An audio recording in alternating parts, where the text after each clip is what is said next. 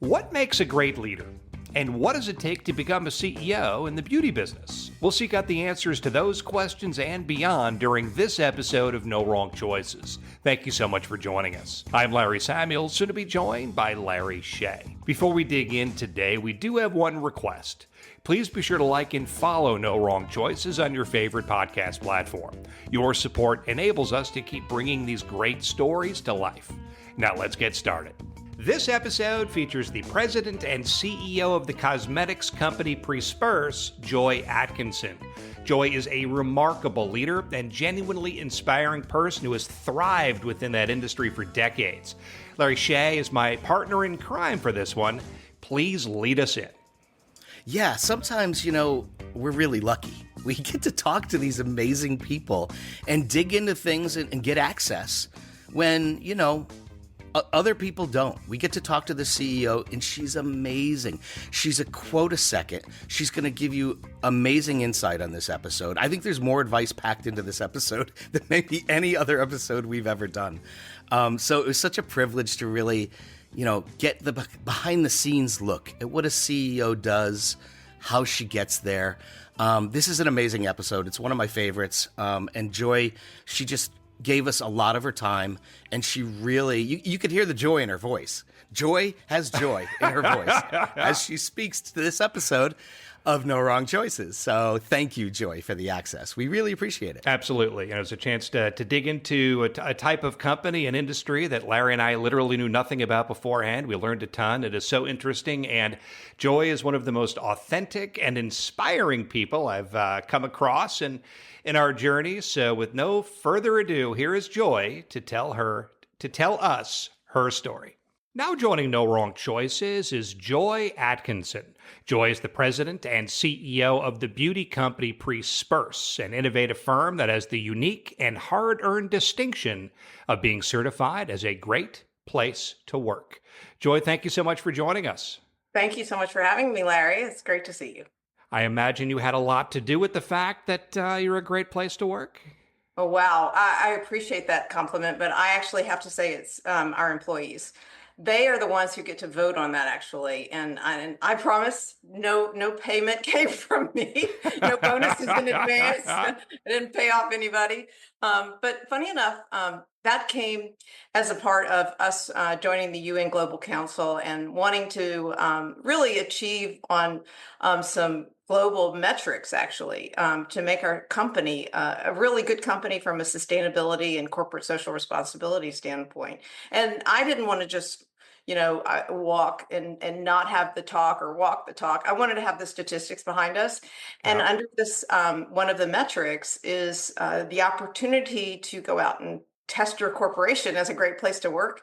So I was a little like, when they suggested it, I thought, should I really do this? Okay, well, it's a metric and we can set a bar and see how we do.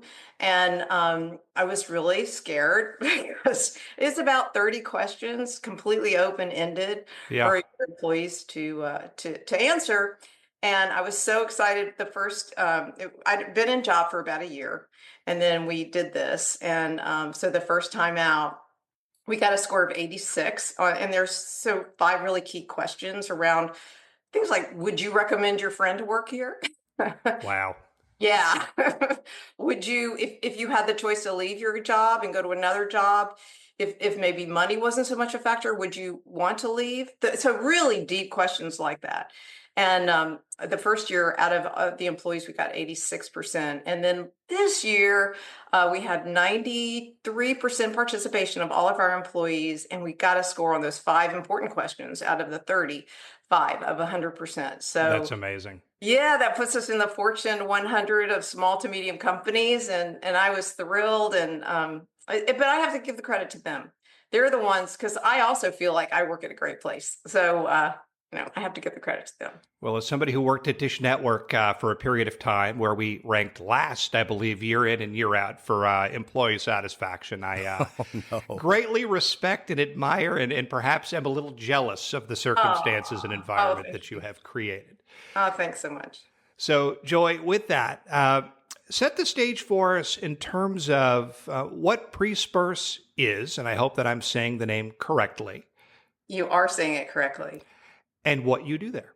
Yeah. So the name Presperse is a chemical. It's kind of a derived from a chemical word, which is predispersion, which is something that many chemists, bench chemists, have to do when they're incorporating a powder base into a liquid. They have to predisperse that powder into something and then put it into the base that they might be working with.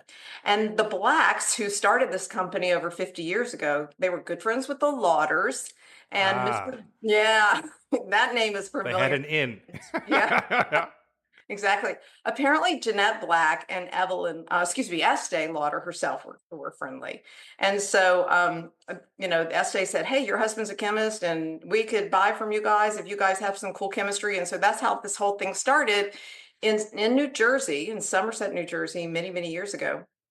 And I joined the company 4 years ago as president and CEO.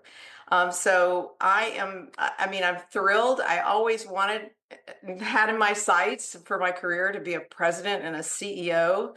And now I finally have that job. And I have to say, I admire all the past president and CEOs who I was highly critical of. So now I'm like, what goes around comes around. Yeah. So this is the other Larry. Joy, so nice to meet you. Yeah. I never thought about the actual substances that make up beauty products. Yeah. It's a fascinating field. I mean, I don't even know what we're talking about. Is it oils, plants, powders? Like, is it expensive? Is it rare? Like, I think a good place to hit this is right now while we're on this. Yeah. So tell us a little bit about what these actual things are. Sure. And so to your question, is it all of those things? It actually is. There you go. So at Presperse, we have over 450 different raw materials. And if you look on the back of anything, your men's products that you might be using, shampoos, hair conditioners, you'll see those list of all those materials in what's called inky terms, which is basically is an ingredient nomenclature. So those are words that doesn't matter who manufactures them, those terms all have to be the same. And then there might be some, items on there that are specific to those particular brands. And typically those are all spelled out. Sometimes they're really complicated, but the reality is we're all chemicals, even us. And so Sure. even though that word chemical or chemistry is scary, sometimes once you start understanding even what humans are made of, it's kind of all understandable. So we supply materials that are in the back of those packages. And mainly we focus on cosmetics. So we do personal care, which means things from, say, your neck down. But we do a lot of beauty. So a lot of color, a lip. We do really wonderful active materials that hopefully keep us younger.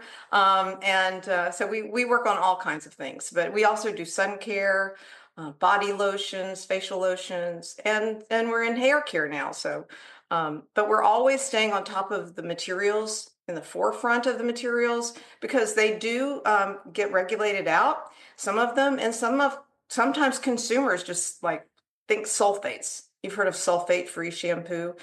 Nothing really necessarily wrong with sulfates, but consumers who may be like me, I don't want to do the whole wicked hair toss, but there you go. At least you can. As I rub my shiny head. He's follically challenged. I was working on that with my daughter. She's 21, and she was like laughing at me. Really, Mom? Anyway, so sulfates it might dull our colored hair.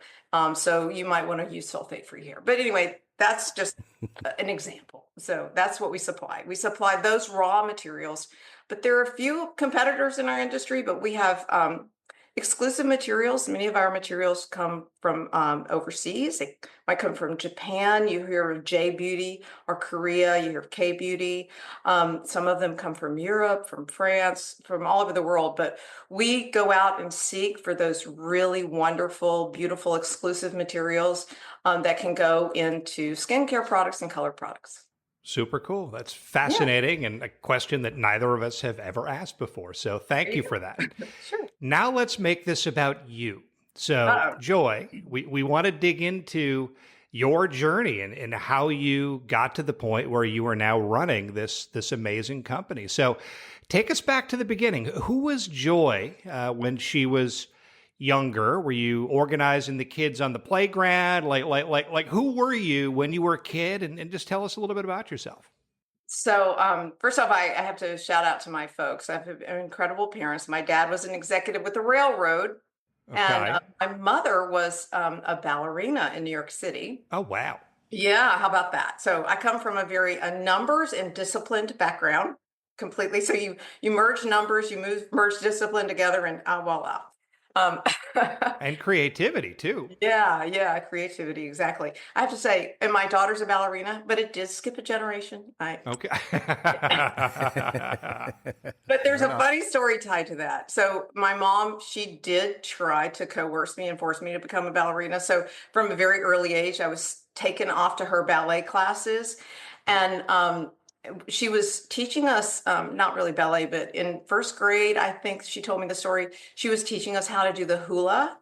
And then all of a sudden, half the class was missing. And my mom was like, "Where did everybody go?" And she asked the teacher. And apparently, I was teaching my own hula class in the girls' bathroom. Oh, geez. Nice. So I think leadership skills maybe came out there, but and my mother obviously got very upset with me because clearly I had no idea what I was doing. So That is very Okay, so funny. it wasn't going to be a ballerina. What was the dream? What did you want to be when you were? Did you have a dream when you were that age? Some people don't. So when I was really young, my uncle was an attorney, and I thought he was the coolest guy because I would listen to those conversations at the dinner table when they think you're not listening. And I was like, wow, that is so fascinating. I think I want to do that. As I got older, I kind of started changing my mind. And at 16, I worked in a bank as a proof operator, if you can believe this. So I really wanted to redecorate my bedroom. So I got a job where I could make some money. And proof operators, back in the dinosaur era, we put those little magnetic ink numbers at the bottom of checks. Sure. Those things that people used to write, crazy. But I made great money at the bank. So then, of course, I wanted to be Jamie Dimon, although I didn't know who Jamie Dimon was. Right? I said I wanted to do that. I wanted to be the big boss of banks.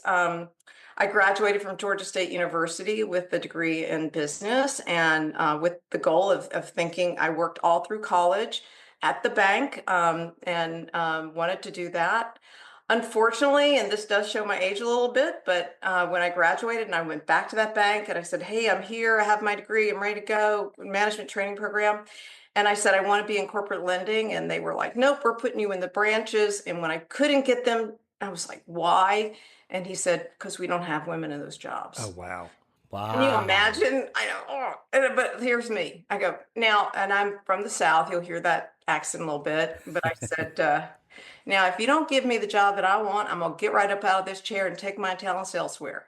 And you know what he said to Good for me? you. "Well, honey, no, he said, you do what you got to do." Wow. So off I went, panic stricken that I had to go home, face my folks, and say, had a job offer, and I walked out. And so I went and got a job in a department store at Christmas time. And I could not believe that people were getting paid to have that much fun. Hmm. So that began my journey into cosmetics and fragrances and department stores and understanding consumers, and that's how it all started. I need to dig into that for a second. Yeah, sure. The guy who said that to you, what did that plant inside of you, and how did that direct you going forward? Well, I did grow up with a brother who was a little bit older, who got to do everything. And because I was a girl in a very conservative Southern family, was told, like, no, you need to be in at 10 o'clock. Yeah. So I think, funny enough, having an older brother who kind of had free reign, and he's wonderful. I love him. He's great. And we're still very close. But I think I was a little bit like, that's just not fair. And so I think I was always kind of looking at what was fair Yeah. and a little bit righteous, probably for a Of youngster. course. And yeah, and saying, that's not right. That's not fair. I should be able allowed to do anything that a guy can do. So I think that's might been where the seed was planted. And when he told me I couldn't do that, of course, that just made me like, oh yeah, watch this. Mm-hmm. Took me a while, but I will say, funny story, not to go back, but my university, Georgia State University, honored me, which I was so surprised and thankful, but as one of their outstanding graduates. And I went back to meet the dean of the business school, and it was in the same building in Atlanta, Georgia, where that guy told me what he told Wow. me. What a poetic moment. That's amazing. I was shocked. I was like, are you kidding me? Georgia State had bought that bank building. Yeah. That's amazing. I'm hearing so many things, and because I want to define this about your childhood. It sounds like your family was super supportive, and it sounds like you were self-motivated in a lot of ways, but that they also kind of pushed you to achieve in a lot of regards. Is that accurate about your childhood? It sure is. And I think a lot of that has to come from probably my mom. She grew up in Virginia, in Portsmouth, Virginia, small town outside of Virginia Beach, really. And to achieve the heights of dancing in New York City at the School of American Ballet at the time of Balanchine, um, and she took lessons from Balanchine as part of the School of American. She just really planted in me, you can do anything that you can really you can dream it, you can achieve it. That poster we all see so much. I think the biggest, funniest thing, though, the joke was, you know, I think my mom and dad both hoped that I would be this aspiring little ballerina, but that God gave them a gift or a joke, I'd say, and say like, no, but we're going to put your dad's mathematical brain in that, and I wanted nothing to do with ballet. I was like, this is the most boring. I mean, I have to say, my mother finally, ultimately kicked me out of ballet class for making fun of her when she was like doing some of her ballet routines. Oh, really? That is so fun. It's super ironic that, people who are, want to be an artist or a dancer or singer, like the parents are like, no, you're going to be in the business world. That's the way. And you are exactly the opposite. That is astounding. Yeah, it was funny. I mean, we did love music. We still love to dance. We do something now called the shag. We're in South Carolina, not that shag. It's a fun kind of swing dance. But we still love doing all that together. Yeah. And my folks, great. God bless them, they're still alive. My dad's 91, my mom's 88, and they're still swinging and having a great time. That's incredible. We didn't talk about this aspect of it, but it sounds like you were a good student. Like you liked school, you liked to achieve, and you were a good student. I'd say I was an above average student. I was probably stubborn. The things that I didn't want to learn, I didn't really focus on. And I remember taking a class even in university, and one of my professors asked me to stay after class. And she told me how disappointed she was in my performance. And I remember like looking at her thinking, and finally I told her, I said, you know what, I'm in an overload situation. I'm working probably too many hours right now because of the holidays. And I made a conscious decision to take a B in this class. And she was not happy about that. She really got mad at me. But I think that I was one of those, I think, this classes I loved, I did surprisingly well in calculus. And I don't know how that happened. Oh, yeah. How does that happen for anyone? I don't know. I think I had a great teacher, quite frankly. But yeah, so I'd say I was okay. I wasn't a straight A. I mean, I would have never been a professorial candidate, for example. Yeah. And my daughter now, I look at her and she's Phi Beta Kappa at USC. And I mean, I'm like, good for her. You go, girl. But also a ballerina. Skip the generation. It is. So let's move forward to Georgia State. You're coming out of school. What was your vision as you stepped off of campus into the real world? Where did you see yourself going 20 years down the road? I really loved leadership. And so I did have this really, I would say, drive to be the best. And again, I think maybe that has a lot to do with my mom, her influence, because ballerinas are incredibly disciplined and they're always striving for something that probably will never achieve. And I always would look at people around me and say, gee, who is the best at this job? Whatever job it might have been. And then I would try to understand how they got there and what could I possibly do to get there myself. Wow. Or to maybe even improve it a little bit. Because I made a lot of mistakes along the way, definitely had a lot of bosses yell at me. But I say yell at me because back then they could. But then I remember, yeah, one store manager just screaming at me about leaving a ballroom, which was his way of saying, put a T-bar in the middle of this open space. Oh, geez. I had one boss throw a book at me, so I think I'm from a similar generation. Yeah, right. But it was, yeah, I think I just always wanted to say, well, okay, so what does the best look like here? And can I achieve that? And could I maybe even do a little bit better? Or how could I creatively bring something in, dynamic that will be unexpected? And I would get noticed. And I don't think it was my intent. I don't remember thinking to myself, I just want to be noticed. I think it was just kind of drive for doing things, a drive for excellence, quite frankly, doing things in really an outstanding way. Did you realize at that time that you were kind of cultivating your leadership style? And what exactly would you say your leadership style is? So I'll confess, when I was in high school, my class voted me class president. Leader. I had yeah, a lot of leadership lessons where I totally screwed up and thought to myself, well, that's not really good. And I had some really good close friends who would tell me that, that wasn't a cool thing to do. And I had some teachers who were really wonderful and would encourage me. And I think that's where I started understanding that collaboration with others and also achieving I think I really learned it wasn't about me as a leader. It was about other people really bringing their best. And together we created something where we could collectively bring our best. And so it was about inspiring others to bring their best. And then when I went into that department store environment when I was really young, and I had a group of 15, 20 people working for me. Here I was a kid. I was 23, 24 years old. And the people who worked in that department store environment, very diverse in their age. Most of them were 2 and 3 times older than I was. And I had to lead them. I had to bring the best out of them. And it certainly wasn't going to be from, demanding anyone respect me. I really had to earn that respect. And I think I've realized that and continue to bring that throughout my entire career. And also, I have to say, I love to have fun. I love to have fun at work.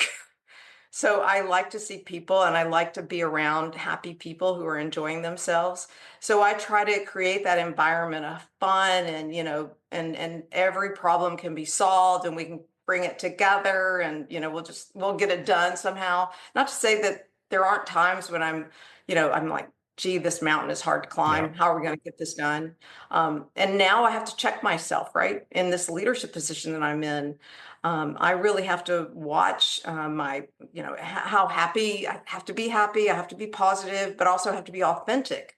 And when there's problems, I have to bring it out like, hey guys, we're facing a storm now, but we're going to get through the storm together. So that's great. So when we look at your journey, you're leading people at the department store. It feels like that might have been your first formal management role, so to speak. How did your career develop? So you learned from that experience. Eventually, you started to get your eye on the beauty industry because you spent a lot of time in it. Talk to us a little bit about the progression from the department store forward. Sure. You'll laugh, but I was a buyer of men's fragrances and cosmetic accessories for a division of Federated Department Stores. So I was buying for 35 stores and like 80 different brands. Each brand had 10 SKUs, and there was no exception. And how old were you? I'm sorry to interrupt. How old were you at this time? I was probably 26 wow, years old. That's a big job for a 26-year-old. I know. And I remember the guys, I say that, the vice presidents from New York City would come down. And I mean, I was just this little Southern kid. And my bosses, who were from iMagnons and from Bloomingdale's and Saks Fifth Avenue, they are running riches. I would be at first I was really afraid, like, oh my gosh, these guys are going to be negotiating with me. What am I going to do? And what they told me, like, Joy, just stick to your numbers. You have all of your spreadsheets. You know what you're doing. If you feel intimidated, look down at your numbers. Stick to your numbers. Can I tell you, I still do that today. I will. Wow. I will look down when I get in front of a board and I'm like, okay, you know what you're doing. Stick to your numbers. Still works. So but I wasn't getting paid much money. And I always saw the person on the other side of the desk. They were driving a nicer car, probably paying their bills on time, and they were always much better dressed. Yeah. And that kind of made me question, what am I doing here? And I got an opportunity to actually interview for a job. And one of the young women who was sitting on the other side of the desk from me, she's the one who encouraged me. She said, you know what, you should apply for this job. You'll be my boss, but that's okay. And I was like, they're never going to give me that job. So what I did is I put together a portfolio of how I would approach the job if I were given it. And it was a complete strategic portfolio because I knew the job from the other side. Yeah. And so when I sat down for the interview, I had a complete strategic book done for the guy who was interviewing me. And of course, he said at the end of like, wow, because I had basically did a strategic plan for 35 stores in his group. He said, can I keep this? And I was like, no, only if you hire me. And then he said, well, how much is that going to cost me? And I was like, and I threw out Big the number. And then he goes, done. And I was like, oh. I didn't have so you didn't have the market intelligence going into the room. Yeah. It did turn out to be a great job. And then what happened was from that point on, the bosses, the people who I worked for could see the quality of my work. And then they became really, I would say, mentors to me and also sponsors. So I love to tell people the difference between that. You know, a mentor is someone who really has nothing invested in your success other than wanting to see you succeed. You know, just because they believe in you, they see your potential and they're in there coaching you. And then a sponsor is someone who actually is going to benefit from your success. And so I, along the way, had these sponsors, mentors, but I would say every job I got after that was probably a sponsor, somebody who said, you know what, I want that person to be coming into my group because I think that person has potential and can add value and is going to make me, the boss, look good. And another thing I think I learned early on from one of my other bosses really was the more I helped her look great in my role, the better she did, and I did well as in doing that. So I encourage young people that I mentor for directly, like think about the person that you're working for directly, and what obstacles do they need to overcome, and how can you help them? How can you make their load lighter? What can you do to help them look great? Because when you look great, if these are really good people, I mean, there are some selfish people in the world. We have to be careful of them. But if they're really great people, they're gonna appreciate that from you, and they're gonna bring you along with them. Or they're gonna sponsor you for maybe the next job when your name comes up. I love that, the distinction between mentors and sponsors. You just literally defined preparation plus opportunity equals success. I mean, I love that you just spelled that whole thing out for us. Would you say that first job where you prepared, you know, the door cracks open, you got to be ready to run through it, right? And so it did for you in that moment. Would you say that's your biggest break? That first gig right there, like jumping out of the local and into the big wide world? I think that was yes, because that gave me an opportunity to have exposure to international people. So outside of just North America, right? So I was in the southeast part of the United States. You know, here I am working in Rich's department store, which is now Macy's. But it gave me exposure, yes, in an international company. So in fact, what happened was Japanese conglomerate ended up buying that company because they wanted to expand here in the United States. And the Japanese leader of the company that acquired them, he met me and started asking questions about my background. And he was looking for someone who had an understanding of retail and product development and how products worked in the cosmetic and personal care industry. I probably was not qualified at all, but from that job that I had, I then was offered a job to do Japanese product development and bring those products from Japan into the United States. Now, funny story about that. I actually, when I was offered that job, I turned it down because I was like, are they crazy? I don't know anything. First of all, I don't know anything about Japanese products. I would not call myself a marketer. So clearly they must have misunderstood. I actually told my boss no. And my boss was so funny at the time. He told me, he goes, Joy, you don't understand. The chairman of the company has offered you a job and it is a promotion. You don't have a choice. Right. I'm like, okay. And as my father taught me a long time ago, never talk past the close. Stop talking and move on. Yeah, I think I learned that lesson late in life. What did you learn from that experience?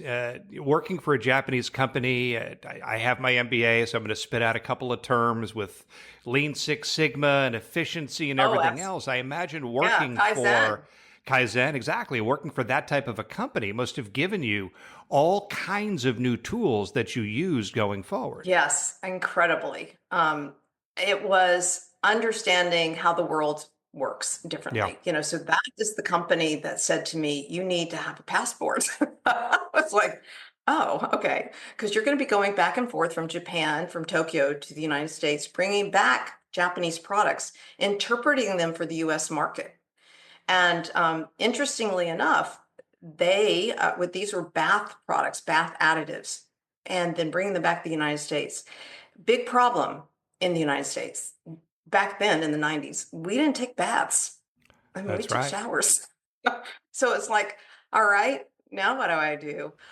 So the people who were soaking, which was the methodology used in Japan, of course, the onsen, the hot mineral springs, bring those back into the United States. And where we soak is in a jacuzzi, a hot tub. Right. So that's where we brought the product into the pool and spa industry. And again, let's go back to the fact that I like to have fun. And where were those meetings? All the trade shows for the pool and spa industry are in Vegas. Oh, boy. So Vegas, hot tub. And so what did I do for promotion? I went and hired showgirls and had them dress in string bikinis and lay around the hot tub. I sold a lot of product. I was thinking you might. Pool and spa guys. Yes, you did. That's smart.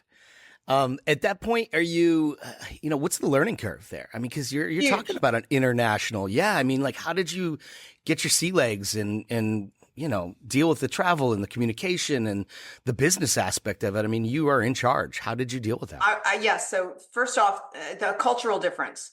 And so one of the things I think that growing up in the southern part of the United States, very conservative family, was the respect for people, just in general. So I was very respectful, very quiet, believe it or not, and not, speaking until I was spoken to. And it was also the Japanese culture. It was very respectful, but what they called me Joy-san, and they still do. And I was, early 30s, and I would listen. And I was in so many meetings where they were speaking Japanese, and I actually started picking up Japanese language.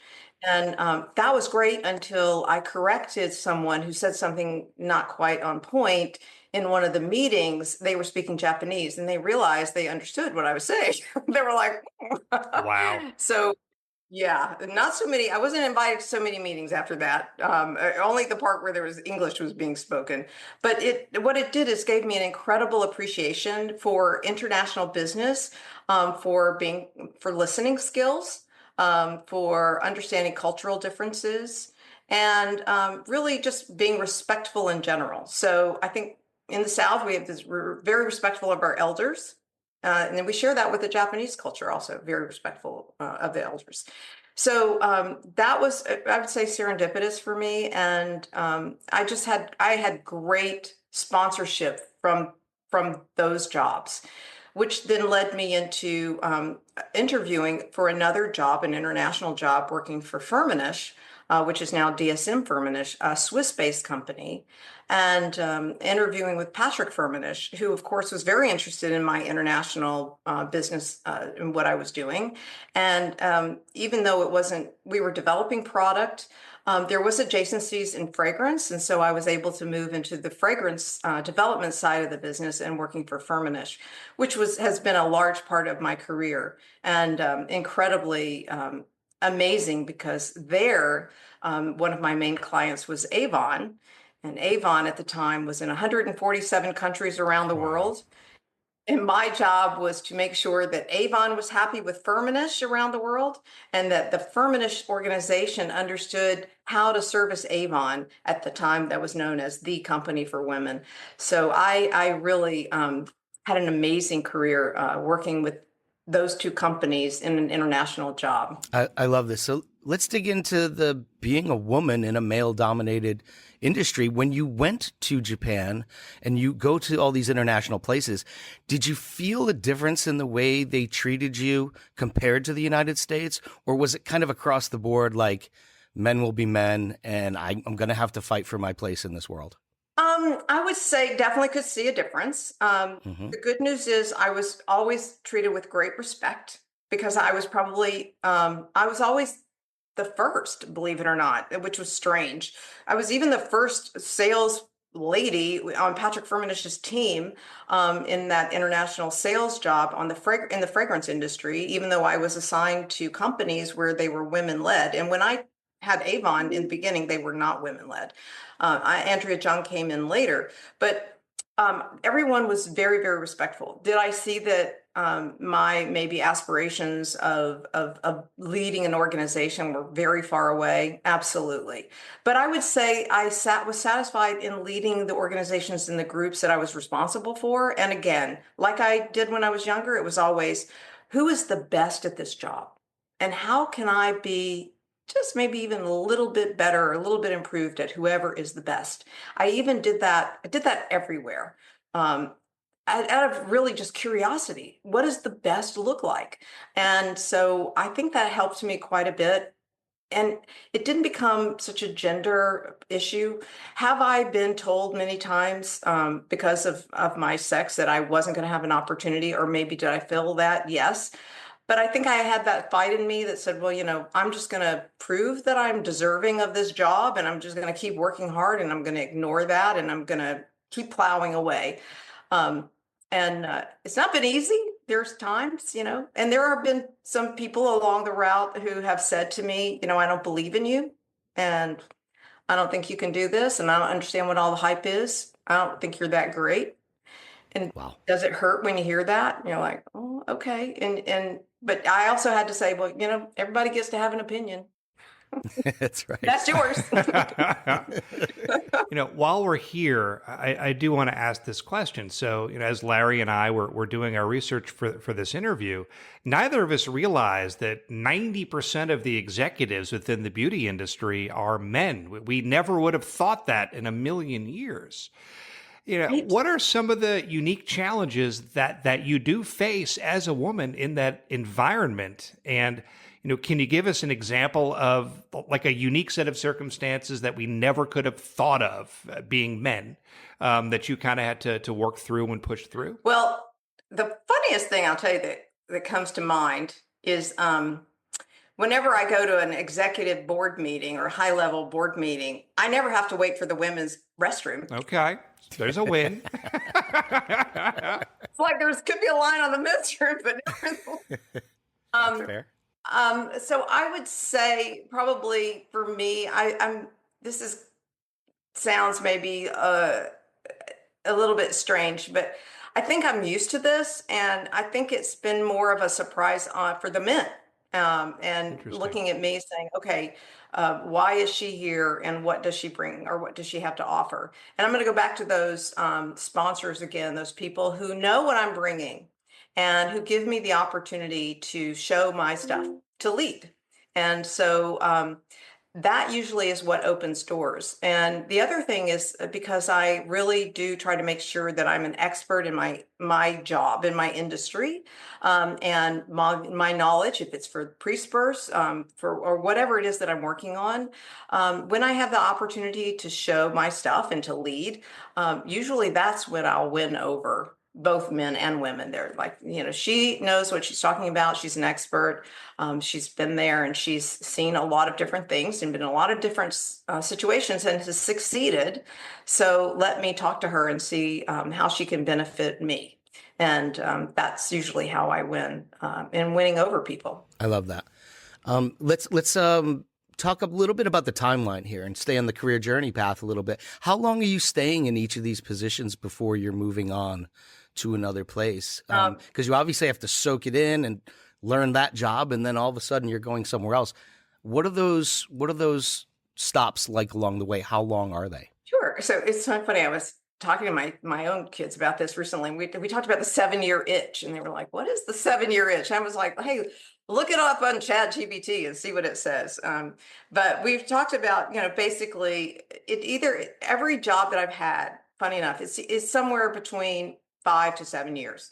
Maybe a little bit over. I think my last position, I was there for 10 years. But quite frankly, even at 10 years, I was definitely getting that 7-year itch earlier, going, okay, what's next? What's next? So I would say the jobs that I've stayed in, now the promotions have come along the way, obviously, even when I've been in a company. So it could be the company is about 7 years, and then I would, if another opportunity came along, then I would move. Now I know that 7 years today is unheard of. People are moving companies quickly and moving jobs quickly, it seems.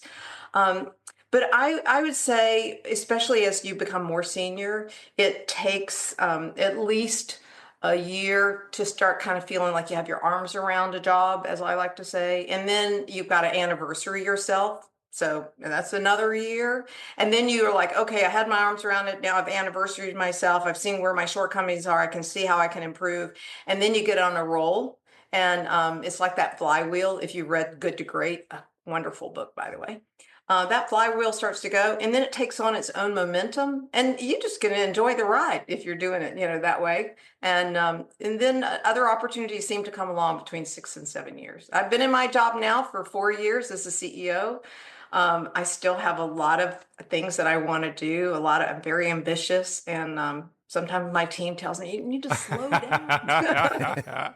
If you have what it takes You to can do become all a that CEO, stuff. you're not going to slow down. That's not part of the fabric. That's So, when did you start to see CEO or president on the horizon? And when did you start to point yourself in that direction? And what steps did you take to get there? Yeah, sure. So back to in leading, I was at that first job at Firmenich, and I had been in that job for about 8 years, 7, 8 years, and I really knew, I'm ready for the next thing. I've kind of done this, and I've mastered it to the point of boredom, quite frankly, and that's bad when you have an executive who's like, all right, this is a little boring now. I need to do something else. I was striving and asking for the next job, but they really loved me on that job. And that's when I realized I got to move on. And I don't want to leave, but I'm going to have to go get something else. I went to the next position, and it was to be in more of a leadership, managing more people. And what happened was an executive in that position saw my talent and said, you know what? We are going to select you as president of this North America company, and we're going to take this company public. Wow. And you're going to be a part of the organization that takes this company public. Now, we talked about imposter syndrome before.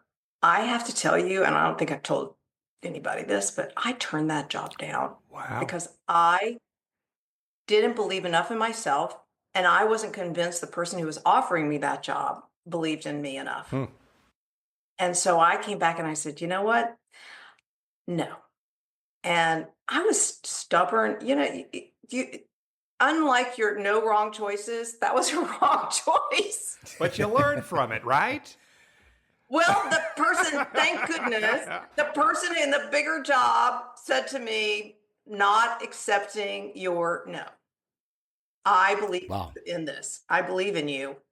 And we're going to make sure you can do this job. And so thank goodness. And I mean, for years, I stayed in touch with the guy who was the CEO and who took the company public. And we were in a private equity environment. And he believed in me. And it was just that was the first time I think I had somebody that high up really see that what I brought to the table and as a leader. And from then on, I think the biggest aha was because I had to do a turnaround in North America. And they gave me this young McKinsey guy to work with me.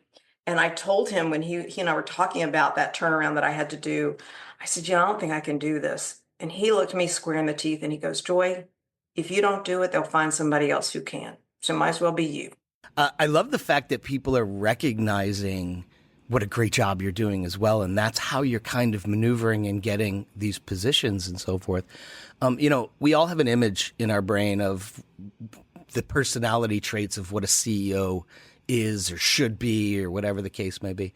Do you have certain personality traits that you think are important for a CEO to cultivate? And what are those traits? Yes. So first off, I want to be authentic.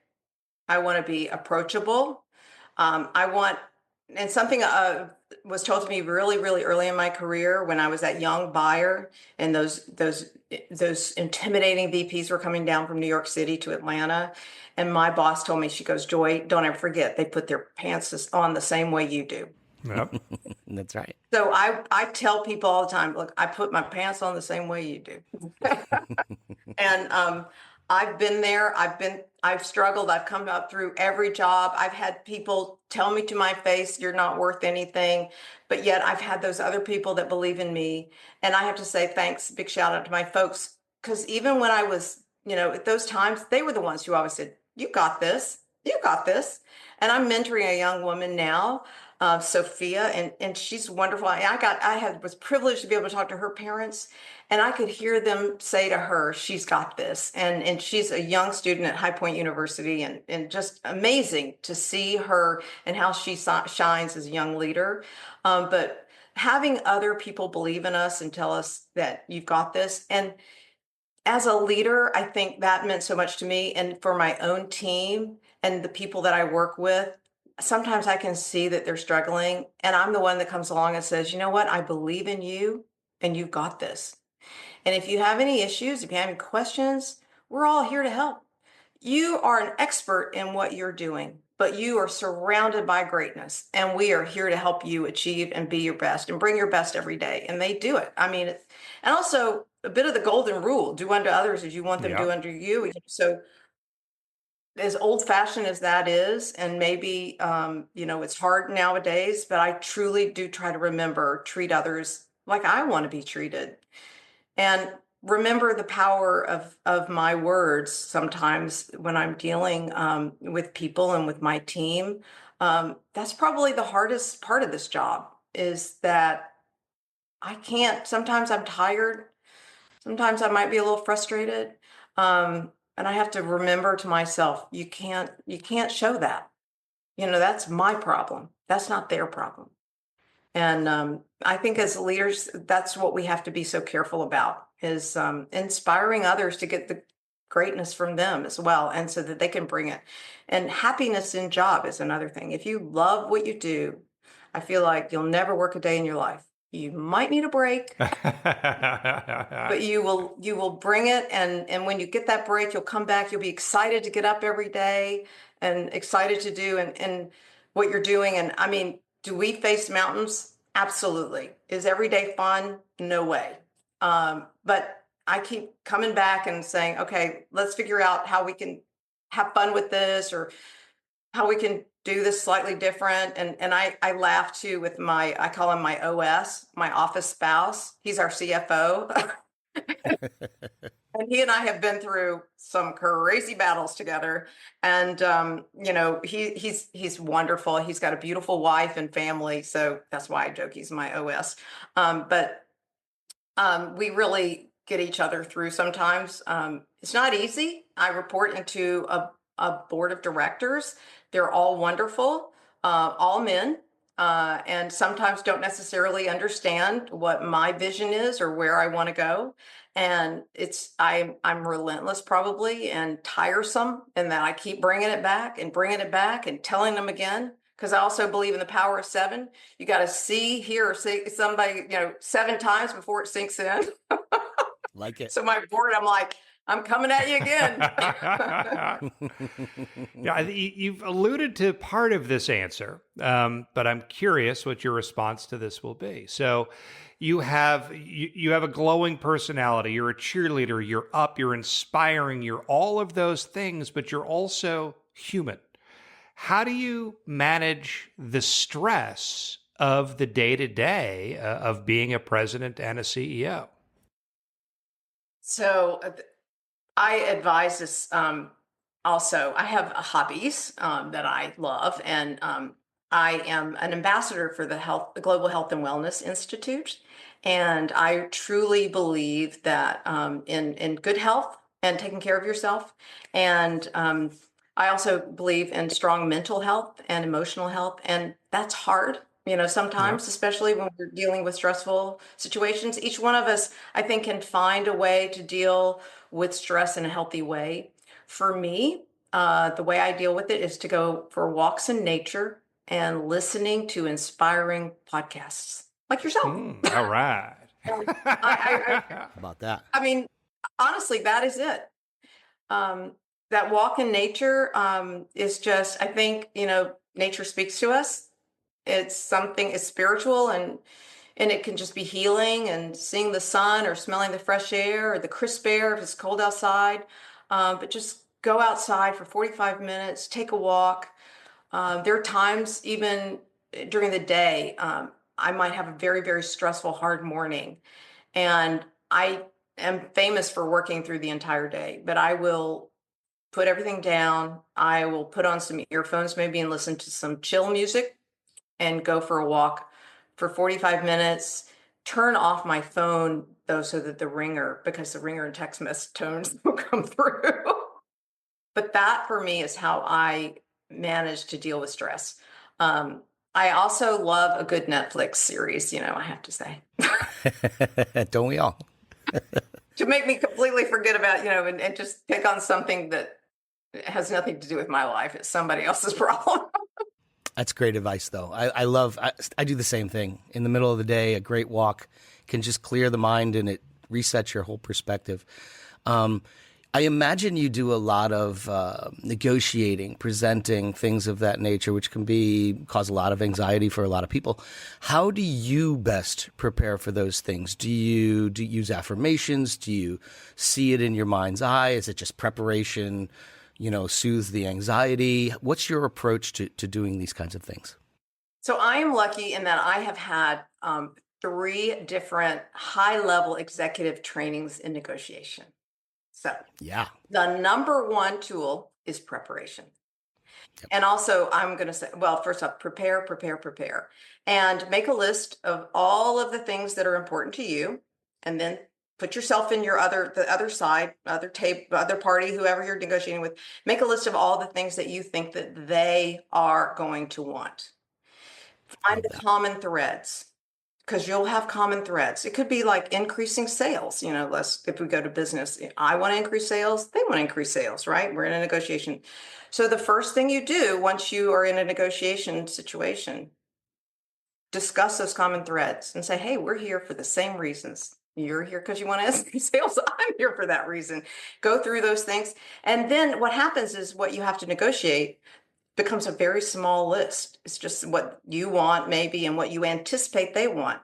Another thing that I think is important is the first question to ask in a meeting always is, what does a successful meeting look like for you? So once you get that, at the end of this meeting, then they basically told you what their points of negotiation are probably be. And then, of course, be prepared, understand in advance your topics, the things that you're negotiating for. And if you're negotiating for salary or for something personally for yourself, I always say, think of yourself as a brand. So do the brand research, understand what you bring as your brand, as you, what talents you have, experience that you have, your success in the marketplace, and then do the research on different salary websites on the range of your salary. So I would even look and say, if your brand, you believe you're highly successful, great track record, you're going to be above average. So look at those salary ranges from the middle to above and be prepared to negotiate. And if somebody says, which they have said to me a lot, there is no way we're going to pay you that. I'm like, well, I've done the research and blah, blah, blah, blah, blah. And I believe that I'm above average. And I think so. You might agree with that too, because we're sitting here discussing my promotion. So based on my research, this is what the pay range is. I'm going to give you some time to think about it, and let's come back and discuss it again. Wow, I love Because it. also, a person doesn't want to sit on the other side and be like, "Oh, I've been cornered." So, I love it. I'm going to listen to that like 20 times as soon as we're done, just so you know. I just hope it works. total repeat. What does a typical day look like for you? Or is there no typical day? Probably no typical day. I travel a great deal for my job because at Presperse, like I said, our materials come from all over the world. Our suppliers are extremely important to us. We have about a 21-step process before a material gets introduced into our palette of materials. So taking those suppliers through those 21 steps is a critical part. I have incredible team members who help with that as well. At my level, it of course becomes I would say, negotiation on really people do business with people they like. Yep. Here at Presperse, I have to go in and work with suppliers and make sure that they like doing business with us and with me in particular. And the same works on our client side. Even though we're dealing with really tough purchasing agents sometimes, our chemists who have really challenging efforts, they will go to Presperse if they like our team members. And luckily, we get these outstanding scores from our manufacturing partners of 100% based on have we delivered on time and full. And so that's what's really, really terrific about, I think, dealing with people. But at my job, I travel a whole lot and really high level meetings so that I can get the best for Presperse. So finish this sentence for me. Because I know people are listening to this and they're like, I want to be a CEO. So if I'm going to become a CEO someday, I should blank. I should really love what I'm doing. I should really love working with others and inspiring others. I should really be good at negotiating. I should be a continuous learner. I should understand how to take care of myself, to be physically, mentally, emotionally strong, and help others take care of themselves, including their families, which is very important. I should have some hobbies outside of my work. I should enjoy travel and not mind it. I should be really good at time management. I should like to have fun, work hard, play hard. Yeah, I should also bone up on my financial skill set because when you talk to the CFO, they are way smarter. That is great advice. And I guess I'll follow that up with, if you are talking to, I think you mentioned your daughters, if you're talking to a young person who's just getting started, what would you tell them? Yeah. So I have a son who's 25 and a daughter who's just turning 21. And I do give them that advice all the time. Love what you do. And you'll never work a day in your life. Although I said you will need some vacation. I still tell them that all the time. I tell them to understand the core of who they are and then find jobs or careers or goals in their lives that align around who they are. So don't put yourself, if you're a square peg or a round of whatever, make sure you fit into the job. Don't try to do something that's not aligned with your values and your skills and the things that you love, because you just won't be happy. And so that's what I encourage them and tell them. But I also say to them, it's tough out there, right? Yeah. And because these are my kids, I always say, you always have a place, you always have a net, you have a safe place to come home to. I don't want you living with me. Not forever. But you always have a safety net. And I know that my children are privileged, and I'm very privileged to be able to give them that. But and it's not always the way. My parents kind of said the same thing, but my parents were a little bit harder about it. Like, we're here for you, but don't come home. Oh, geez. Which made me probably a little fear. So maybe I need to add a little couple of drops of fear into my kid. Well, following that, before we part ways, and this has been an incredible conversation, unique, so many different insights have come out of this. So thank you so much for this time. Presperse. I want to make sure that we give you an opportunity to tell us about the company, what makes it unique, and what do you want our audience to know? So first off, thank you so much. There's so many things that I'm proud of about Presperse that we've transformed the company over these past 4 years. And the first and foremost is the fact that our corporate social responsibility platform is the strongest in the industry. I mean, we modeled after what we thought were great leadership companies. We researched everything in the entire cosmetic field, and we benchmarked ourselves from the top companies. And then, like I said earlier, we set that bar really high, and then we said, what more can we do? How can we be better, even in the top? So first off, thank you for the opportunity to talk about Presperse and the incredible work that we do in that corporate social responsibility platform. We are walking the talk every day. We make sure the products that we bring into the United States are safe and that we sell nothing out into the industry that hasn't been 100% researched for its purity, its safety, its efficacy. We take that. The consumer use, it really is top of mind and making sure. So thank you for the opportunity to say that. And also we created this amazing business to business site called Let's Make Beauty.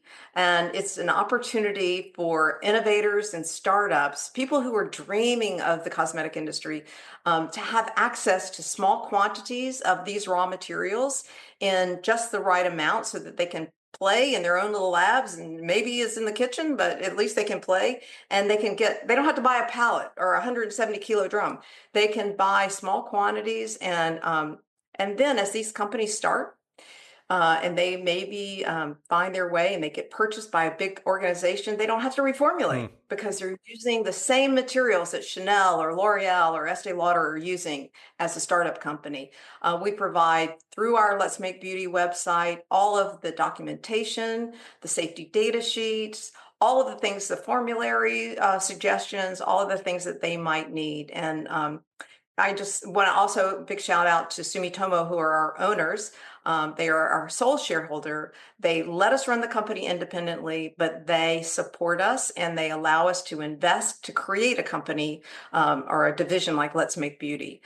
So it just, and all the 56 employees, we're not huge, but 56 employees at Presperse, but we're one of the 900 companies at Sumitomo, and just it's been fun and wonderful, and I am just so proud of them and of the work that we're doing together. Well, it sounds amazing, and for those not seeing the Zoom, I can see the smile on Joy's face as she's saying all of this, and it's real, it's genuine. That was not a sales job, that was from the heart. So, Joy, thank you for the time today. This has been such a wonderful conversation. Amazing. My pleasure. Lots of fun. To the Larrys, you guys are great. Keep those podcasts coming, so when I need to unplug from my stress job, I can go off and walk in nature and be listening to you guys. We promise. Yes, love that. Yeah, that's wonderful. Joy, thank you. This was great. Thank you so much for this. My pleasure. Thank you. So that was Joy Atkinson. For me, as a business person, I loved that conversation. There were so many moments that took me back to my journey through corporate life, and so many other inspiring moments that I absolutely learned from. Larry Shea is more of a creative type. Did you take away as much as I did? I did. If you didn't take something away from that episode, you weren't listening, because there's so much there. One thing I did learn, Joy puts her pants on the same way you do. That's right. So, great advice. No, but you see what I mean now when I say a quote a minute, right? Like the things that she gave us, the tools that she gave us, the power of 7, right? People need to hear things 7 times before it sinks in. Remember the power of your words. I mean, that is a true leadership lesson right there. Happiness is the job. Do unto others as they would do unto you. I could keep going on and on and on. You heard it all from the master herself. Joy gave you the answers. I mean, she literally walks you through how to personally negotiate a salary. Yep. I mean, and a deal. And a deal. I Yep. mean, those are tools that are just, you can't get this stuff anywhere else, right? And you're getting it here on No Wrong Choices. So it's just a pleasure to talk to her. I loved what she had to say about taking a walk in the middle of the day to clear your head. I do that all the time. And the thing that resonated with me the most, Larry, is the 7-year itch, right? Sevens came up a lot in this episode. We were rolling sevens. And I missed the memo on the 7-year itch. I've been with my company for 23 years, and it really resonated with me that, I may have missed some opportunities along the way being loyal to a company. So it hit me, it made me maybe go, what did I do wrong? Oh, for sure. And interestingly, in my journey, and I have had a degree of success, I've done pretty well, but in my journey, I have never stayed anywhere for 7 years. So I'm sort of at the opposite end of that. And it was sort of, interesting to take a step back and think about, okay, the first year you're just learning the job. The second year you're kind of, honing your skills and trying to make an imprint. And it's really, after those 2 years where you're in a flow, you're in a rhythm, and you can really start to run and really start to fly. And that definitely resonated with me. Yeah, you hear a lot of determination with her. She knew what she wanted. She went after it. A lot of courage, a lot of determination. And it wasn't easy. When she's climbing that corporate ladder, she didn't have it easy. She had to be tough. Yeah. And so you see that determination, that stick-to-itiveness that we talk about all the time on these episodes, right? And so really a privilege to talk to her. Can't thank her enough for sharing with us how she got there, what the job is like. I mean, the insights were just incredible. Absolutely. For me, some of the stuff that really caught my attention was about leadership, leadership traits, about being approachable, authentic. Your job is to inspire and support people. And the big thing is to stay up and to be happy. And people can feel that. I think, being a cheerleader is a very big part of being an effective leader in running a great organization. And, looking at the priorities of Presperse, being one of the greatest places in the country to work for, clearly she has taken that to heart, and she has brought that to life in a lot of different ways. So the authenticity part, the leadership part, I also took a step back and thought about career goals. When you're laying out your career goals, you need to make sure that they align with who you are as a person, because in order for you to really succeed, you're going to have to, at least to a degree, enjoy what you're doing, and it needs to matter to you, and it needs to be a part of you. And I just thought that was incredibly smart. There were just so many things here that I took away. Yeah, I'm so glad she emphasized, right? It's about making sure that you're okay with what job you're doing. Right? Like, that's super important. She talked about don't be a square peg in a round hole. You got to make sure that this thing fits, right? Because it's not one size fits all. Yep. The way you're going to do your best work is if you're happy every day going in and doing your job. So just the insight, I can't thank her enough, because I learned so much from this episode myself. Absolutely, which is another theme. Continuously learn. That's a big part of being successful, and take care of yourself, et cetera, et cetera. So, and listen to podcasts. especially to this podcast, No Wrong Choices, which I think actually came up along the way. It sure did. So with that, Joy, thank you so much for joining this episode of No Wrong Choices. We also thank you for joining us. If this episode made you think of someone who could be a great guest, please send us a note through the contact page of our website at NoWrongChoices.com. While you're there, please check out our blog for a deeper look into each of our guests and episodes. As mentioned at the start, don't forget to like and follow us on your favorite podcast platform, and to connect with us on social media.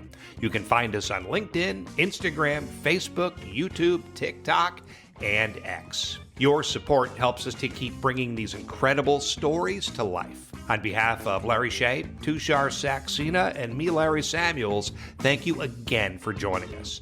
We'll be back next week with another inspiring episode of No Wrong Choices.